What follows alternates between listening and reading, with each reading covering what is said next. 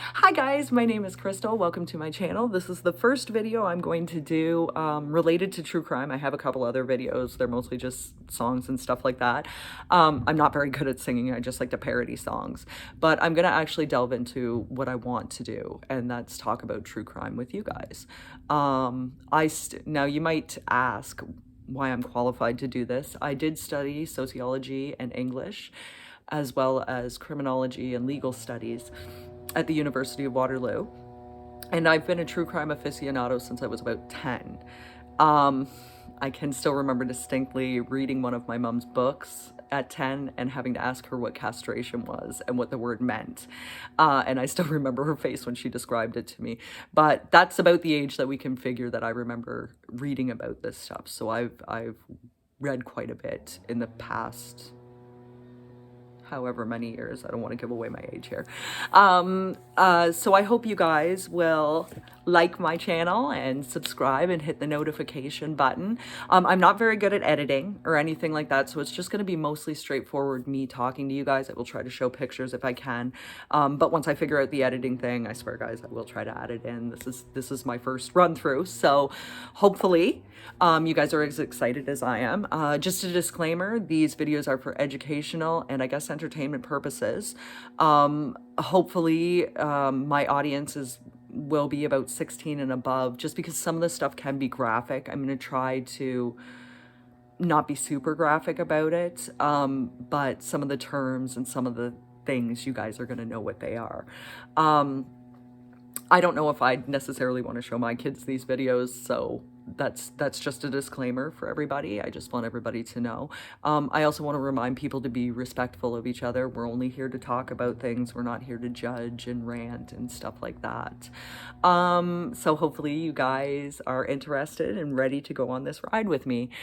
Today, for my first video, we're going to talk about a historical crime. This one took place from the years 1926 to 1928 in Wineville, which is a place in California. It's no longer called Wineville. We'll get into that. And we're talking about a man named Gordon Stewart Northcott. Now, I know you're asking me, you said Canadian content, right? And you are right, because Gordon Stewart Northcott is actually from the London area. They moved around Canada a little bit too.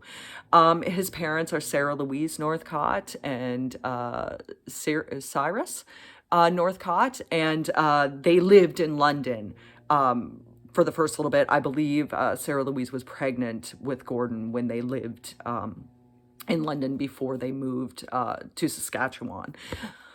Excuse me, sorry. They had 6 children, but only Winifred, their oldest, and Gordon lived past infancy. He did have one brother, also known as Gordon, who died when he was 6 of pneumonia. So his parents were very nervous about having any more children. I believe he was the son that was born right immediately before Gordon, or was the 5th son, the 5th child. And they were very nervous about having any other kids. Winifred, his sister, did last into adulthood, and so did Gordon. But Sarah Louise and Cyrus were so nervous about having another child that they actively tried to abort him in any way possible. Like, Sarah would jump up and down on things, or she'd go horseback riding. Apparently that was a way to induce things back then, every day. And I know there was one point in time where his father got violently drunk and punched her in the stomach in order for her to have an abortion. They were both in agreement about this. He was born November 6th, and it looks like he was born in a little town called, I just want to make sure I'm saying it right, Bladdenville? Bladworth. Am I saying that right? Bladworth, Saskatchewan. I'm sorry for the mistake. Bladworth, Saskatchewan. And for the first 2 days of his life, his mother wouldn't even look at him. She was so afraid of how she would feel and of getting attached to another child. But as soon as she looked at him, she fell madly in love. Gordon was very much pampered throughout his childhood. He would throw fits if he didn't get his own way, and we're talking massive screaming tantrum fits. Now, A lot of the times he'll also be known as Stewart. It was a common thing to call people by their middle name back then. My grandpa's name was Gordon Glenn, creepily enough. We never called him Gordon. I only knew Papa as Glenn. So it was a very common thing back then. I'm going to try to not intermix the names, but I might accidentally. So sorry about that. They moved in about 1913 when Gordon was 7 to the Vancouver area. And this was about the time where people started to take really notice of him because he was an odd duck. He was musically gifted, though. He used to be a conductor. He worked. He was a leader of the orchestra in several little bands around the Vancouver area in cafes and stuff like that. So he was musically talented. I'm not quite sure what he played. It just did say that he was musically talented. It was also when they were in the Vancouver area that they noticed several proclivities for Gordon. He had an intense sexual attraction to young boys. He also had another oddity. His body grew what is known as a carpet of hair. I'm not even joking here. It's been described as a carpet. So much so to the point that his dad used to call him the ape man. This happened when puberty hit, and it was really unfortunate for Gordon because he was incredibly vain. It bothered him to the point that he did try to find ways to get rid of it. It doesn't go into what the ways were, and obviously none of them worked because in Canada, he was known as the ape man. Now, Gordon did get sick with pneumonia, and if you remember, pneumonia had killed his 6-year-old brother. His parents were worried. He wasn't really getting better, and at one point in time, it looks like he was about 16 or 17, he slipped and fell on some ice and hit his head really bad. Now, for a lot of you that follow true crime, you'll know that when they have major trauma to their head, it can lead to a damage in impulse control. So other killers like this would have been Bobby Joe Long, for one, Fred West, John Wayne Gacy, possibly Clifford Olson, just to name a few, and they turned out to be violent offenders. Gordon Stewart Northcott as well turned violent. I don't know what he was like before the head injury. It looks like, I mean, obviously he did molest boys. There's not a whole lot talked about until he reached California. Now, how they got to California was they took Gordon to a doctor in Edmonton, and he prescribed that the warmer, sunnier climate would be so beneficial to Gordon Stewart. So why not go to California? And interestingly enough, his mom and dad agreed, and they all moved down there, except for Winifred, his oldest sister. By then she was married and not living at home anymore, so she didn't go with the family. It was just the three of them. They went down there in about 1924. And they settled in the Los Angeles area. Gordon started molesting boys there as well, including the younger brother of one of his friends. His friend's name was Claude Scott, so the younger boy would have had the last name Scott. They don't identify him because he is younger. And it doesn't look like any consequences were taken when it was found out that he was molesting children. He was also known as the Sheik of Pasadena Avenue because he frequented male sex workers so much. So in about 1926, he needed a place to go where he could actively molest boys without being found out. He found a little farm in a place called Wineville, which is outside of Los Angeles. It's no longer called Wineville. We'll get into that. And he persuaded his mom and dad to buy him this chicken farm. They call it a chicken farm, chicken coop, whatever you want to say. It was 3 acres of land. So he persuaded his parents to buy him that. And they did. In 1924, if you'll remember, he would have been about 18 years old. So his crimes earnestly started taking place in 1926. But there is a small weird addendum to this. In 1920, I want to say it was 1925. I'm sorry.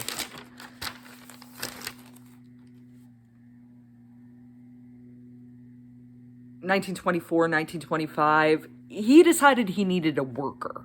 He was a very lazy man, and he needed someone to help him, quote unquote, do the farm work. He needed somebody to do farm work. And obviously, it would have to be a young man.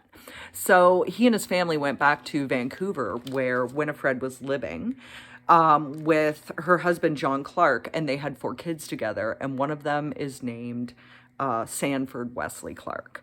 And Sanford Wesley Clark would have been around 13 at the time. He was born March 1st, 1913. He also had a couple brothers and a sister named Jessie. So just remember Jessie. She's going to be important to this story too.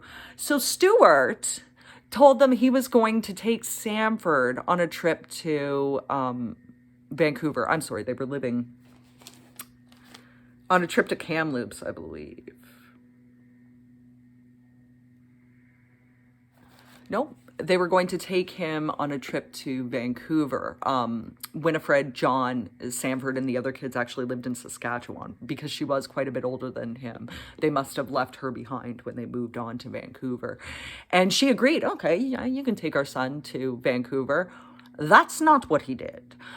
Instead, Sanford kidnapped and started to physically and sexually abuse his son all the way, or his nephew, sorry, all the way down to the chicken farm. And he kept him there. He did not bring him back. I'm not quite sure why Winifred was okay with this, or maybe she was having problems locating her son at that point in time. She knew where her parents lived. I'm pretty sure she knew her brother had a farm, but I don't know if she knew all the certainties. So this was now Sanford's life. At 13 years old, he was basically an indentured slave. He was a kidnap victim. He was a sexual assault victim. And he was getting physically abused all the time by his uncle, who was also working him really, really hard on the farm. Northcott's actual killing spree, though, didn't take place until 1928.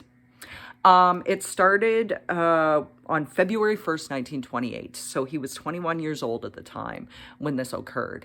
And this man that, well, he's not really a man. He was a young man. I'm sorry. Was known only as the Mexican. He was going to go to LA, and he told Sanford that he was on his way there.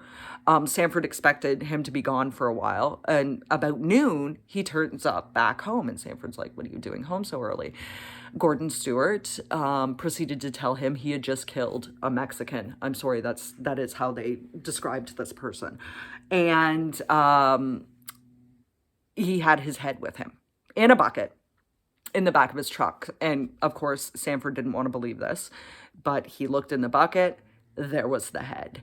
So he obviously knew that his uncle was even more wicked than he could possibly believe. The man was decapitated. And like I said, his head was in a tar pail. The reason why he was killed, according to Gordon, was that he knew too much. I have no idea what that means. If maybe he had tried to molest this young man and the young man fought back. But he did say that. Now, Stewart and Sanford burned some of the clothing that had come along with the head. And so now Stewart is kind of an accomplice in all this. Sanford is kind of an accomplice in all this. Without wanting to be, he was very much forced to do these things.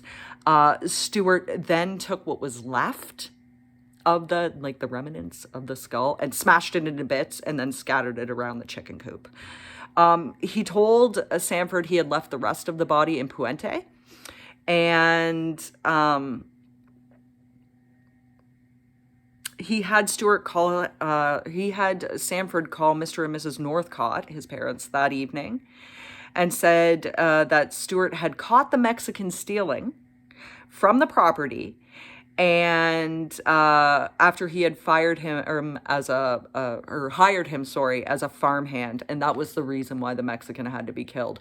I'm not quite sure why he called his parents and kind of ratted himself out.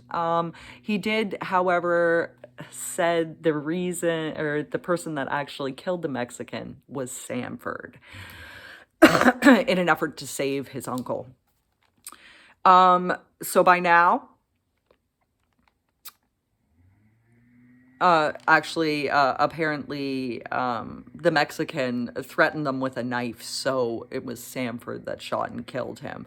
Obviously, you can't find a whole lot of evidence by just looking at the head. I'm not quite sure why they'd say that, because I don't even know if there was anything that would connect Stewart and the Mexican at this point in time, but he had to have his story straight. And now Sanford is in the thick of it. He is terrified of his uncle.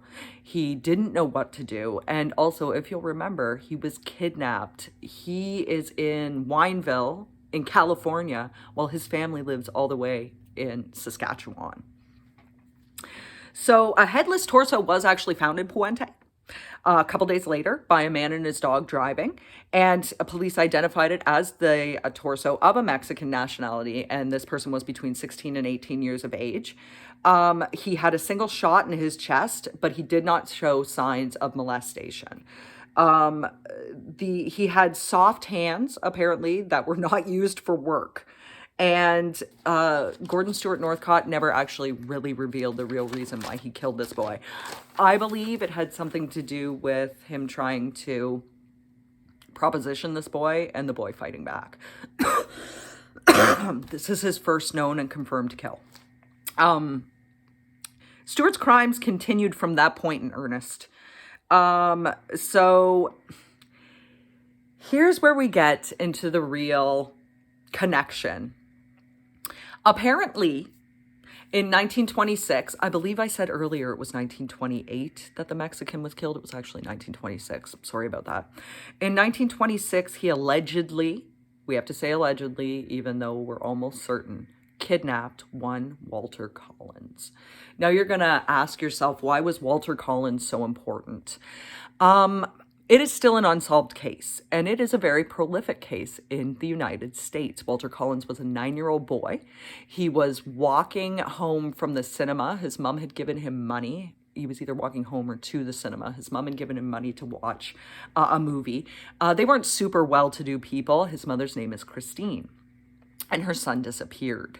About 5 months later, in Indiana, a boy came forward and, in Illinois, a boy came forward and said that he was Walter Collins. The police had picked him up and questioned him. He did look somewhat similar to Walter Collins, and he was like, yeah, I'm Walter Collins.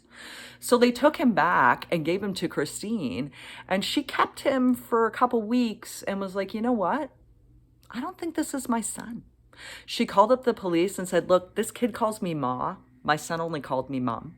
He's really disruptive. He doesn't act in any way like my son. And he's taller. The police, instead of saying, oh my God, actually the chief of police, whose name was J.J. Adams, if that doesn't sound like a bad guy, I don't know what does. I just want to be absolutely, or J.J. Jones. If that doesn't sound like a supervillain, I don't know who does. J.J. Jones. He was the chief of the LAPD. He told Christine she was just a bad mother. She didn't want to look after her son. And that is your son. You better keep him. After he labeled her this way, he actually had her thrown in an insane asylum. And she fought to get out. She said, this isn't my son. This isn't my son. When further questioned, the boy turned out to be a 12-year-old kid, not a 9-year-old, if you'll remember Walter was 9, named Arthur Hutchinson, who ran away from home because he didn't like his new stepmom. And the only reason he agreed to go with the police officer and say that he was Walter Collins was because he wanted to meet his favorite movie star. Remember, this is the LA area. So Christine was subsequently set free from the insane asylum, and she did sue the cops, specifically J.J. Jones. And it was for not a small sum. I mean, in 1926...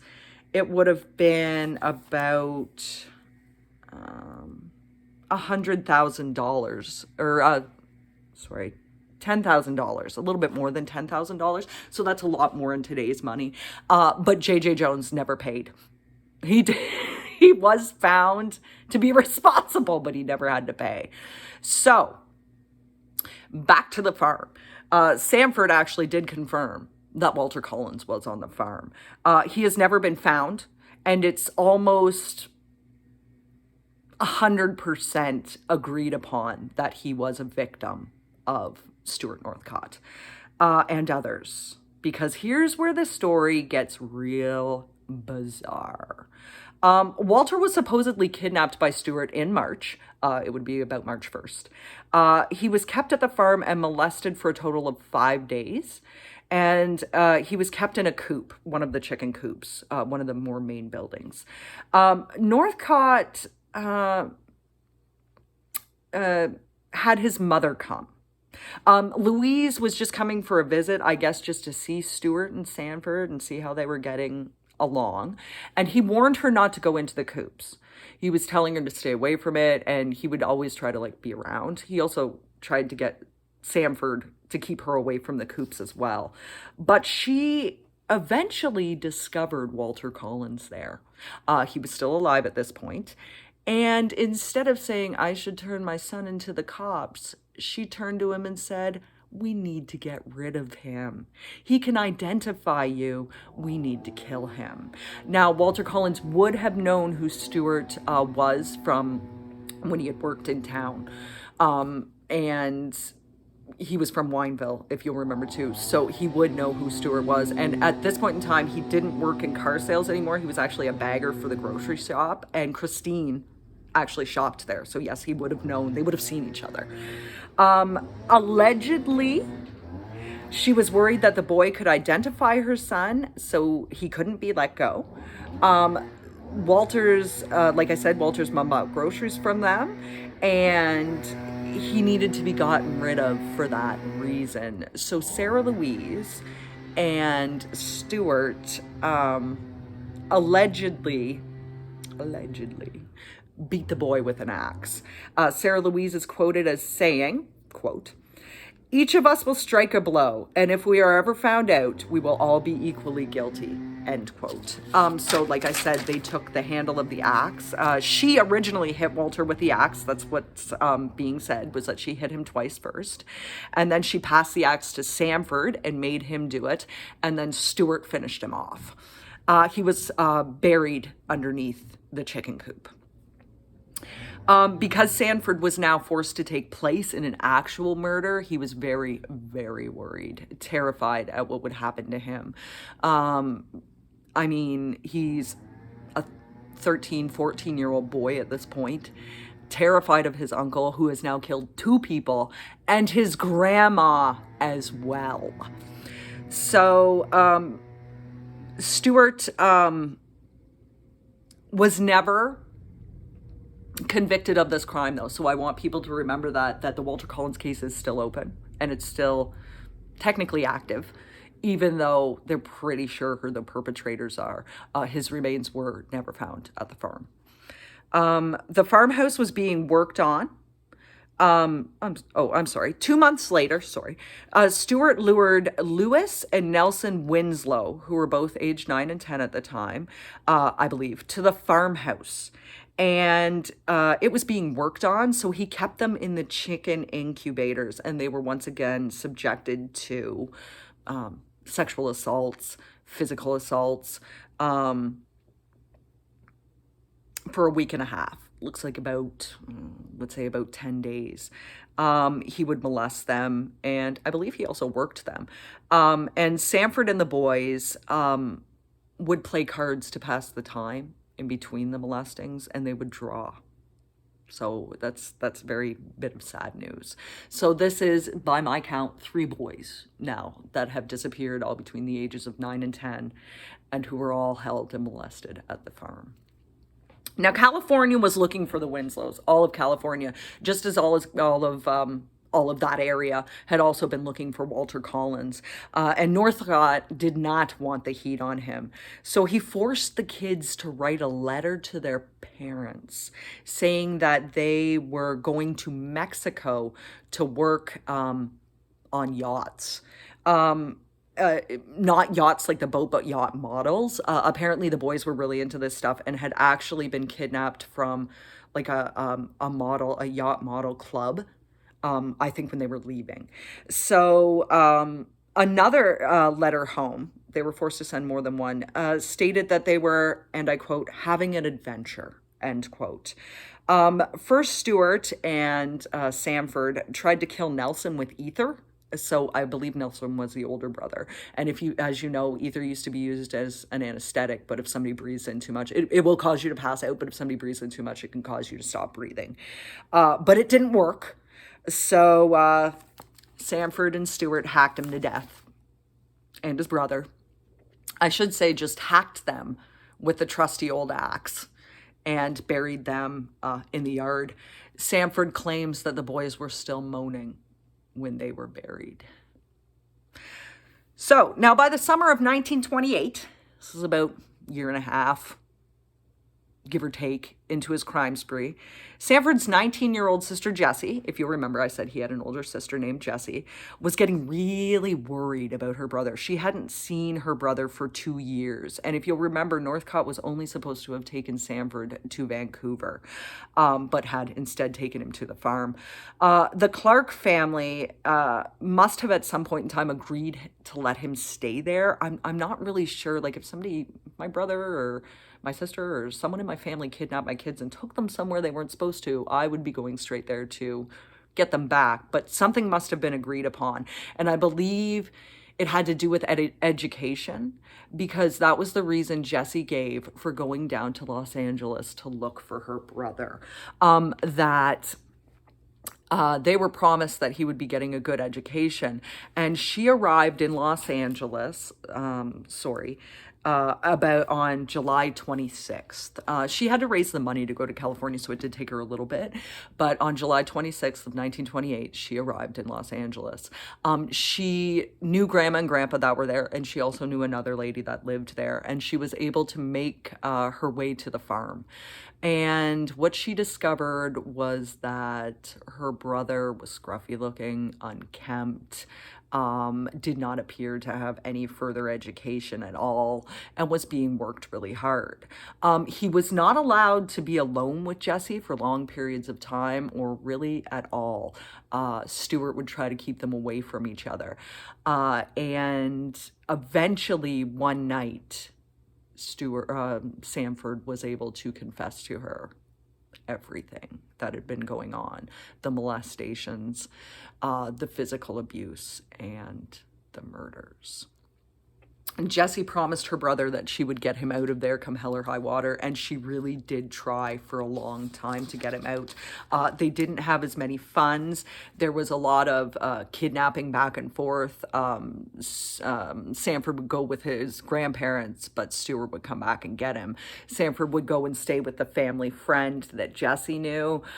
Sanford would go, or Stewart, sorry, their names are so alike. Stewart would go back and get him. It was kind of an off and on thing, because he knew if he lost Sanford, there would be some massive trouble.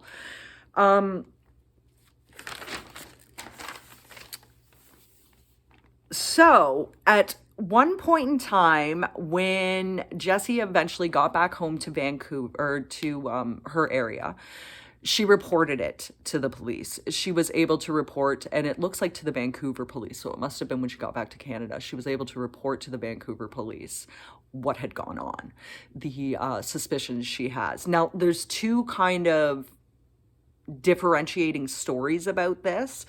That she called the American consul and they sent some agents, or the consul would have sent ICE agents, like immigration agents, because obviously this is a Canadian living in America. He didn't have like a work permit or anything like that. I don't know how easy it was to move back and forth across the border at that time, but the ICE agents would have been involved. But there are also reports that the LAPD went out to the farm just because of an unreported car accident that they had to question Stewart about. Stewart saw him before they arrived, and he ran into the woods, held a gun on his nephew, and said, "If you tell the police where I am, I will blow your head off." Stewart was able to evade them. Sanford kept the LAPD kind of at bay for about 2 hours until they were able to convince him that things would be okay, that they were only there to help. And then they took Sanford into custody, and he spilled his guts. At this point in time, both Sarah Louise and Gordon went off on the run. Gordon Stewart went off on the run. The LAPD was able to search the property, and they also showed photographs, probably of Nelson and his younger brother, the Winslow boys, and of Walter Collins, and he was actually able to identify Walter Collins. That's why so many people are pretty sure Walter Collins perished on the farm. They were searching around, and they noticed blood-soaked earth, a hat that belonged to Nelson Winslow, a finger, a hand, a foot, bones, a finger, and toenails. I'm really not sure how they were able to tell the finger and toenails, but they did find them. Flesh, hair, teeth, and the bloody axe. So obviously, this is a crime scene, a huge one. Sarah Louise, and Gordon both had warrants issued for their arrests, and the Mounties were able to catch Northcott on a train to British Columbia and Louise on a train to Calgary. This was September 1928 that they were both caught. Stewart tried to call his niece and nephews liars, and he claimed that the bones were chicken bones. All of the refuse and everything that they found, all of the pieces of body, everything was from the chickens. It had nothing to do with him. No one was murdered there. But he did eventually confess to the murder of a 9-year-old named Richard Gordon, and also Richard's father. No one was looking for these two at the time. I don't think anybody even knew they were missing. I don't think anybody even knew anything was going on. But he confessed to it. So Louise obviously was trying to save her son's life from being hung, because, that's what they did back then. She claimed she and Sanford, poor Sanford, killed the two, and she ended up with a life sentence because of this. Sanford was, of course, the prosecution's star witness, and because he was forced to take part in all of this and was abused himself and had to live in the terror, he was very much scarred. He was very much a forced accomplice. He didn't want to do any of it. But it was not only his uncle pressuring him, it was his own grandma telling him he had to do these things. The police believed that Northcott obviously molested many young men and boys. Some he actually let go after for some strange reason, and some he kept at the farm and obviously killed. And he might be responsible for up to 20 murders, but they know for sure that he killed the Mexican. I'm sorry, I feel really bad having to call him that, but that's how he was identified. They know he killed the Winslow boys, and almost 100% certain that Walter Collins was also murdered there. Northcott's trial started January 2nd, 1929 in Riverside County. He led the police on many wild goose chases looking for other victims and other supposed burial sites. People thought he was insane until he actually bragged to other people that he was fooling the police into believing he was insane, so he'd get sent to a hospital instead of prison. So jig is up on that there, Stewart. You weren't very smart with that. He even requested that he be able to question and interview the witnesses himself. And despite all of him trying, despite all of that, to either get himself sent to the mental institute or to prolong the trial and prolong the hearing dates as much as he possibly could, he was found guilty of the murder of the Winslow boys and the Mexican who was later identified on February 8th of 1929 as Elvin Gothea. So he does actually have a name.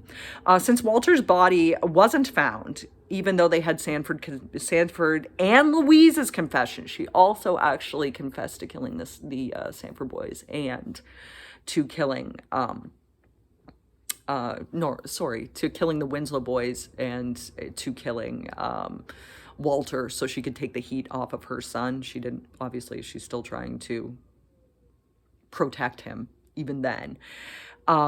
He was never charged with anything connected to Walter Collins, despite all this evidence. It is also reported that Louise confessed to killing Collins in late 1928 as another part of her confession to the police, which may be why they didn't bring charges against Northcott, is because Sarah Louise said herself, instead of Gordon Stewart killing him. It was just her. She did try to obviously rescind that and her other confessions later on. It was also reported that Northcott said he'd confess to what happened to Walter if Christine came and visited him at the jail, which was San Quentin. And she did go, and he looked at her, said, "Nah, I didn't do nothing. I'm not going to tell you anything," and sent her away. He said he was innocent. He would often do this, confess to one thing, take it back, confess. This is, I mean, that's classic serial killer. I'll confess, but take it back, confess, but take it back. The Ape Man, don't forget that he was called the Ape Man, and as well as the Sheik of Pasadena Avenue, awaited hanging in San Quentin. In July of 1929, he became sick with appendicitis and said he'd give a full confession of all of his crimes to Assistant Warden Clinton Duffy. He detailed all the assaults and tortures, many of which included genital mutilation, which is something that they wouldn't have known at the time, of at least 20 boys. But he could only remember 3 or 4 names. The Winslow boys, probably Walter Collins, the guy he just called the Mexican, which we know is Alvin Gothea, and he couldn't remember any of the other names. He also said he was involved in a child sex trafficking ring in South Carolina, and he prostituted young boys to various respected town people. He was obviously able to recover from his appendicitis, and once again, took back all of his confessions. He changed his story time and time again and lied and claimed at one point in time that his father had died in a Canadian mental institute, even though Cyrus was still very much alive and living in California at the time. Despite, or maybe in spite, of all of his lies and jackassery, and displays of fake madness, all of his confessions, everything that he had done, he was actually sent to the gallows on October 2nd, 1930. So he was hung. But because he was such a coward, he became the first person that was ever blindfolded before they were hung in San Quentin. He also has that distinction. Interestingly enough, in order to avoid infamy, Wineville changed its name. That's why I said you won't be able to find Wineville now. It's actually called Mira Loma in 1931, and the reason they changed their name is because of Gordon Stewart Northcott. So I hope you guys enjoyed learning about this, I don't know, and found it informative. If you want to see more videos, just let me know. There's lots more we can talk about. So like I said, like, subscribe, notify. I just want to tell you guys to, you know, look into things, do some research, find some clues. You guys never know what you're going to find. Thanks, guys. Bye.